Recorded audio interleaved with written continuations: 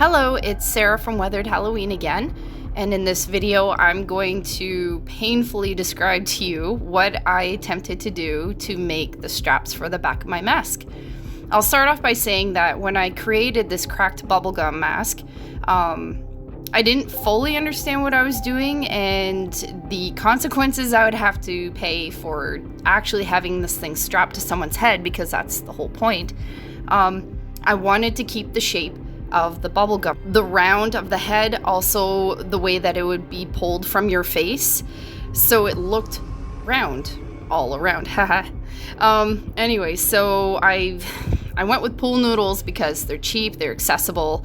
I went to Home Depot and I purchased, I believe, 18 or 12 gauge wire, and I cut the pool noodle to size with a fabric measuring tape. I did the same thing with the wire, and I hot glued it together.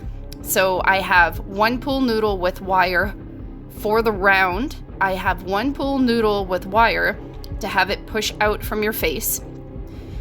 It crossed my mind to use beef netting as if you were to slip it over your head like a hat.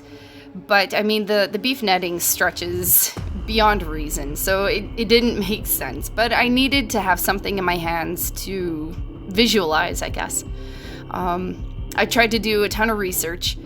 I kind of had some help. I didn't actually get anywhere with it, although I did learn a lot by making these mistakes, and that's why I'm posting my trial and error with this whole thing. Here I have some Velcro because it's Velcro. It should work. The mask is not as heavy as it may look. So I thought if I can build the foundation or the structure with the pool noodles and wire to keep the shape, I can just hot glue and contact cement the Velcro straps. It didn't work. I was not happy with it. It felt flimsy. I couldn't let someone put that on their head. So in the nature of doing more research, I went with snaps. And again, I don't know what I'm doing. I just took a chance. So I went to my local fabric store, and I was there for quite a while searching and touching and trying to figure out what's going to work. I can now see why leather is a big deal and why it should be used. It's definitely sturdy. I went with these elastic straps. I also got the kind of buckles you find on backpacks, and I thought, this is kind of a bigger mask. I needed something to keep it sturdy, and I needed a 3-point strap. So I made holes in my mask.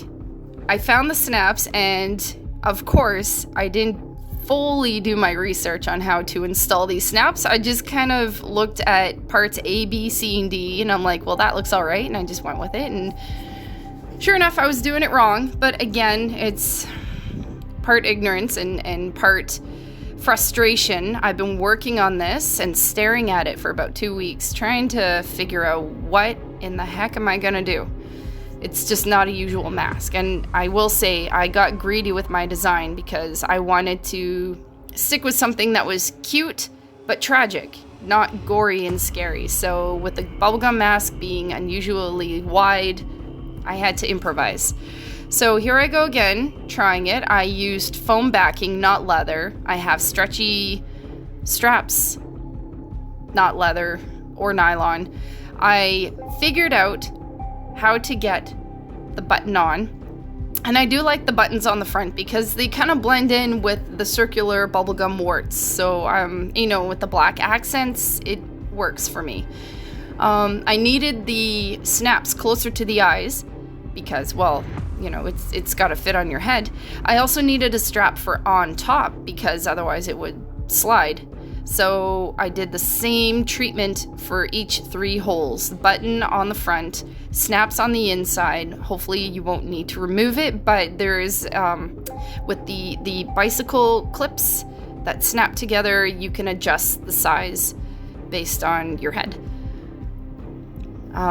Please forgive my really bad hot gluing. This was a prototype just for me to get my feet wet with this. And actually, I find that I have redeemed myself with this mask and the whole semi-failed attempt at backing because I can successfully and comfortably wear my glasses underneath, and I think that's a big one for a lot of mask wearers. I purchased rivets so I can make the top point loop and connect into itself. I do not regret making any of these failed attempts. However, this last attempt I think is good. So there you go. Thanks for watching and stay tuned for more videos. Happy haunting!